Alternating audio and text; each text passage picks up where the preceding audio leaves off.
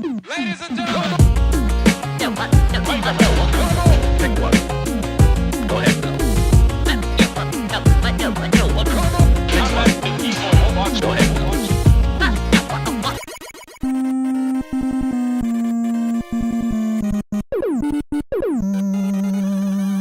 Hello. Welcome back to The D-pad. I'm Rick. I'm John.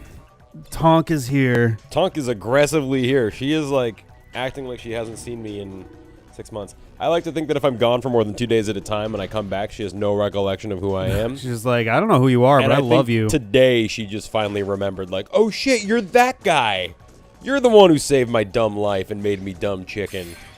Oh man, there's so many. I will locked awkwardly doors. sleep on your shoulder and make it impossible for you to wow. record. She's in like this bizarre. She's like her hind legs are fully extended, so Her that tail she can is on the crouch her microphone. front on his shoulder. It's kind of impressive, honestly.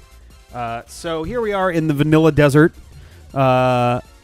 facing off against these guys. I'm trying to remember how we fought these. I don't know why my brain is feeling like it's been a year somehow since we just did this last episode. We've been through a lot together. It's been since 1 then, week. Rick. Like 7 days. You brought in a mysterious package from Japan for me. I did. It's a bass guitar that I got a super good deal on. Yes, indeed. From you do. Japan.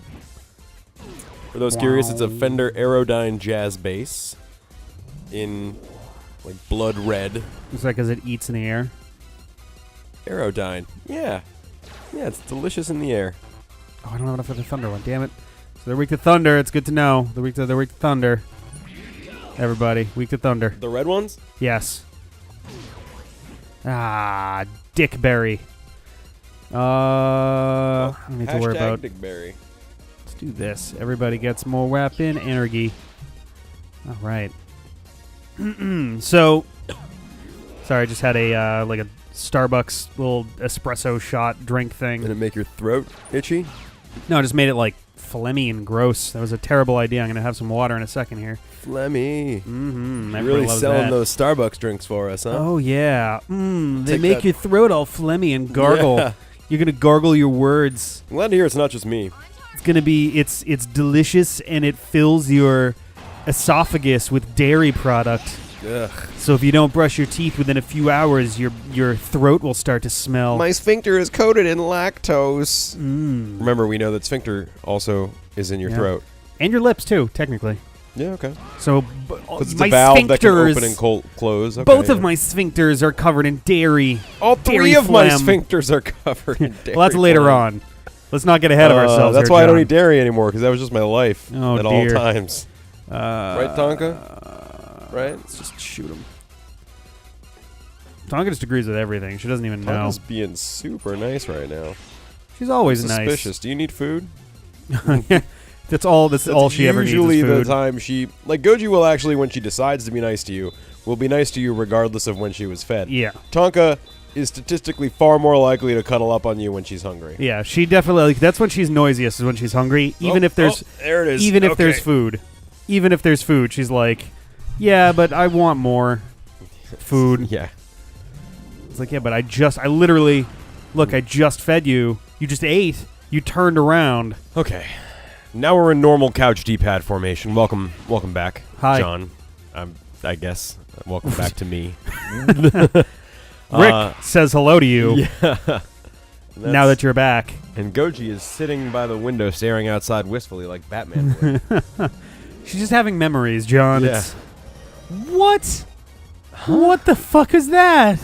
Oh, it's something to make this game take longer. Oh, for God's sake. Is this No. the boss? No. It's just every Just random every counter enemy. fight. It's, it's like if you played Pokemon and every single battle was like minutes long. Yep. You know, like it is in Sun and Moon when they summon more dudes. Mm-hmm. I'm just gonna slap I you. still have coffee. What? Oh, does it dairy phlegm your sphincter? No, I'm such an idiot. When you were talking about your Starbucks coffee, I was like, I wish I had some kind of coffee. Literally still have 2/3 of a coffee in this cup right here. Nice. Bing. Oh, man. Goji, you want to come I have the hardest time hitting the Dragon Slash sometimes. Ugh. Here we go. 13. Oh, I almost got 14.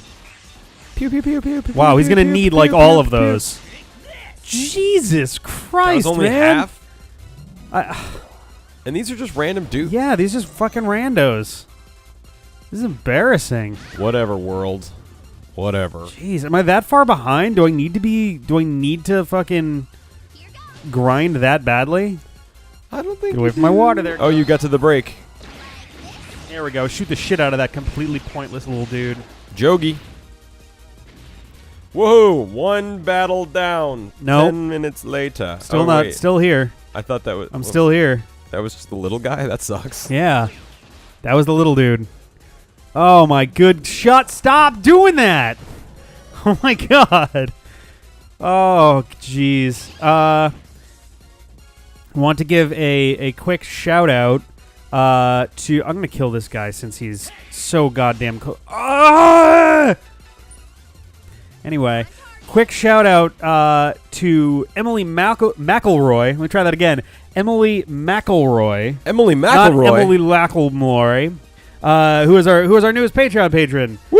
We love you, Emily. Thank you. And she's fantastic and actually sent a message about like how much we've been able to like be a part of the life and like being able to like be a awesome. really good part of a day when things weren't always so good and like That's I awesome. don't know, that's really awesome. That It's makes very me really flattering happy.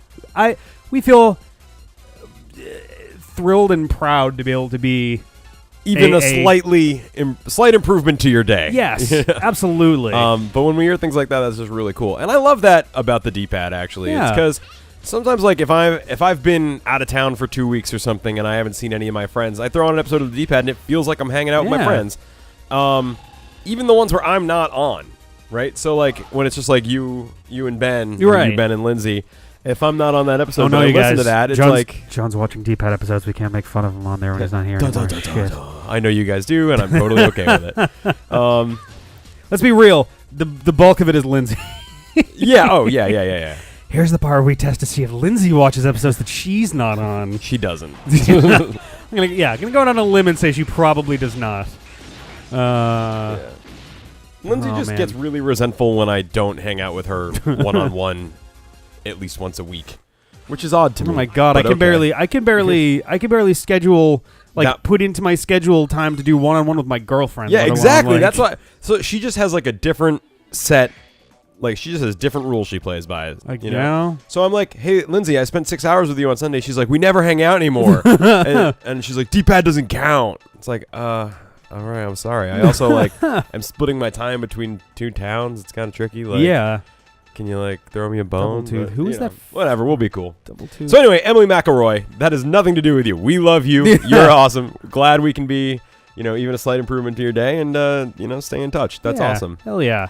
And if you're of Ooh. a like mind and want to get more involved with the nitty-gritty details of the nitty-gritty D-pad, check us out on Patreon. And even if you contribute $1, you get all the bonuses and all the business. And we're getting close to one of our first milestones. Yeah, I think. we're right now we're sitting at 137, and when we hit 150, we're gonna do a dramatic reading of the world's worst fantasy novel, The Eye of Argon. How long is that? I don't remember off the top of my head. It's not a hugely long one. We but reserve the right to not do the entire novel. No, you're gonna want to. Really? I promise. Once we get into it, you're gonna be like, "Yep, this was the right choice." All right. All right. So this is better in every way except I'm slightly slower. So I think it doesn't have water. You're already element, slow but as 0, so fuck it. yeah, let's just do it. I don't remember off the top of my head, but it is like the most astonishingly bad story I've ever seen. Yeah, you used to have a party game where you'd act it out. Yes. Right? So the idea was so in college. Oh, the double tooth is awesome. In college, we used to have this thing where we would. So it was part of this overall thing called Gaming Weekend, where it was 48 hours. People would have like board games, a couple of video games, tabletop, live action stuff, all kinds of stuff. And the idea, and then on Saturday night, so the second to last, so the last night of the thing. Ooh, damn it! Come on, man! I can't. The right down right just doesn't work half the time. So Saturday night, around like 1 or 2 in the morning, anyone who was interested would show up, and what you would do is you would sit in a circle, and you would have 2 copies of the Eye of Aragon. You would have the reader and the checker. The reader would try to read one single page of the Eye of Aragon without making a mistake. Okay. Now, a mistake was if you misspoke a word, if you started laughing. That was the big one. If you start laughing, then you lose, and you have to pass it. If you... But didn't you say the grammar was so bad that your instinct is to read it would be correct, but you have to read it what's on the page? You have to read what's on the page, which includes a myriad of spelling, grammatical, structural, yes, it includes and myriad logical spelling, errors. grammatical, and structural errors. You can use myriad like that. I actually think one of us is right, but I don't remember. No, actually, no. This is the thing. We both are. Myriad can either be used with or without the word of. Oh, I think that's one of those things that like adapted. It's a weird little back quirk in the day. of stuff. I think it used to be only one of the two. Yeah, I think it used to be just myriad, and then it felt weird, so people were like a myriad of, like it's a now collection. That's acceptable. I had this conversation yesterday about how nuclear is now an acceptable pronunciation for nuclear in the dictionary because it's not fuck you. nucleus, right? It's nucleus. Yeah, and that's one, and how irregardless is that one also bothers me because it gets blamed on Boston, and I've never. My people dad is blame the only Boston person for I've that? ever heard. Yeah, oh, that's funny. My dad, it's like a standard Ben Affleck style stereotype of Boston is like irregardless. But it actually, I heard an explanation. It's basically people got the word regardless and irrespective confused. I could see that, yeah, because they are used because very they're similarly. in a similar, yeah. Regardless and irrespective, and so are they close. just misremembered it as irregardless. All right, I could see that. Yeah. So I'm just gonna start saying irregardful. Fun. Oh boy. Fun story. Totally useless piece of trivia, but the word myriad comes from the Greek for 10,000. Myria. Cool. I like that. I don't know why I know that. It's just like a little random chunk of trivia that I've had I love shit kicking like around that. in there forever. I'm super interested in both etymology and entomology. Nice. So you can name a lot of bugs. And I can tell you where their names come from. Yeah. I'm not sure if the idea of the word myriad was to literally mean tens of thousands of, or if it was just kind of what's the biggest number we regularly use? Myriad, because I don't think they actually had a million. They probably myriad. had no real practical use for a million. Because I want to say, didn't Japan, I think, also used a 10,000 Japan base? uses mon, which is 10,000. Yeah. Whereas a lot of the European is based around 10,000. Yeah, a lot of the Western stuff usually uses 1,000 out of 10,000, but. So, like, to say 100,000, you say 10,000s. 10,000s, yeah. So 10 myria, 10 mon. Let's try these out. So thunder, ice. That's the winner. Okay. Which is, like, just slightly weird enough to be annoying. Yes. You know, like, you're trying to, like, express a number, and you're like, wait a minute. Yeah, and it's like, damn. Numbers counting in time in Japan, in Japanese, is always tricky. Oh, I gotta start doing Duolingo again. Yeah, I do too, actually. Are you going to keep Let's Playing it? I don't know. I might. People actually seem fairly open to the idea, and hell, if it means that people have an opportunity to learn some Japanese themselves along the way, I don't see the problem with that. Yeah, we could do a special guest episode where I'm like your horrible sensei taskmaster. Like, no! You just hear like, yeah. Like, John, no! Notice me, John Sensei. Oh, God. I noticed that you're John Sensei, not John Senpai. Well, in this case, it was going to be a language teacher, but yeah, either way, either way works. It puts a very different spin on it when you go from like notice me, senpai, senpai / like so senpai is usually like the most top person of your class kind of a thing, right? Yeah. Like it's someone who's roughly on the same level but above you. I'm not fighting these dudes. No, why did I do that? That's the wrong button. So I guess you're fighting these dudes. I'm in fucking Battle Network mode. That was stupid. So now you can't run away, right? I think I can, yeah. I just have to wait for that because it's not like it's not like Final Fantasy where everybody goes and then like it plays out. Okay. So come to think of it, it's kind of I would love one of these days to do a sort of analysis on Final Fantasy, Dragon Quest, and other classic style JRPGs and how they relate with Dungeons and Dragons.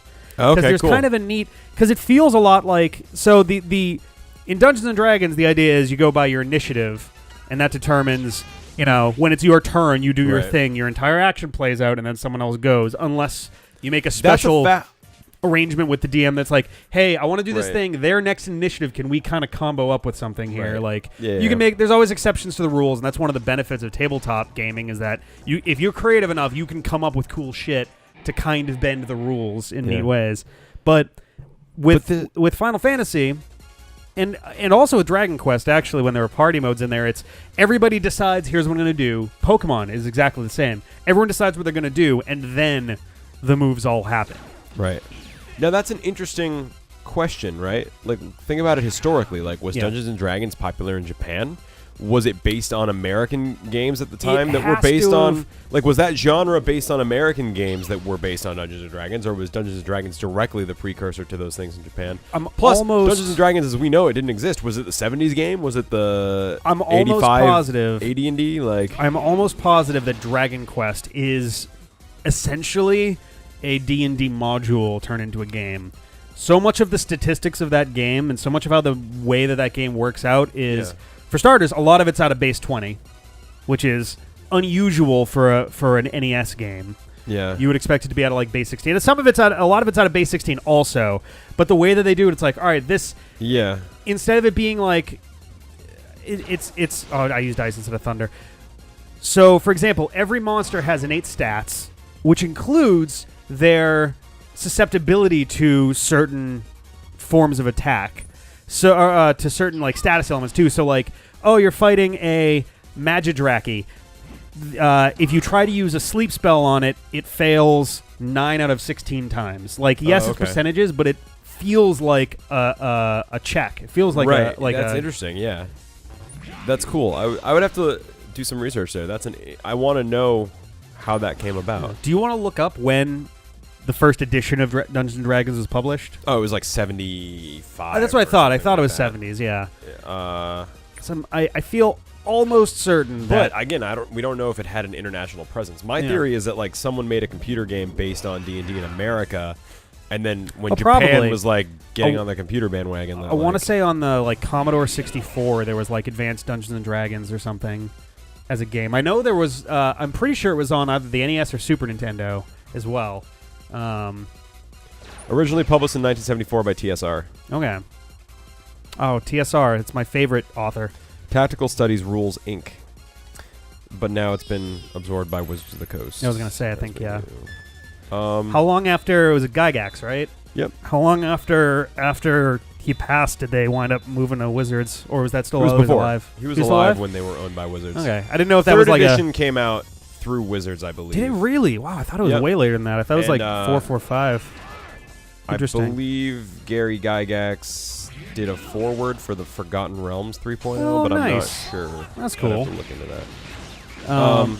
I want to say also Final Fantasy 1 borrows so much from Dungeons & Dragons that when it got that after the NES release, and actually a little bit before, but especially after the initial NES release in the States, every remake had to rename about half the monsters because they were literally just named after Dungeons & Dragons monsters. Really? Yes. Like, they were pretty damn, and probably rightfully so, nervous about getting sued. Right. But yeah, I would definitely say give that a look and see if it actually mentions Dungeons & Dragons in there, because... I'm checking a couple of things. All these are off limits, so I'm on the wrong floor here. I'm going to head back down. Let's go to first floor, I guess? All right, we're gonna have to come back and continue our look around, our looky-loo, next time. Get on it. Get up. Once again, back is the incredible. Refuse to lose. Get on it. Get up. Once again, back is the incredible.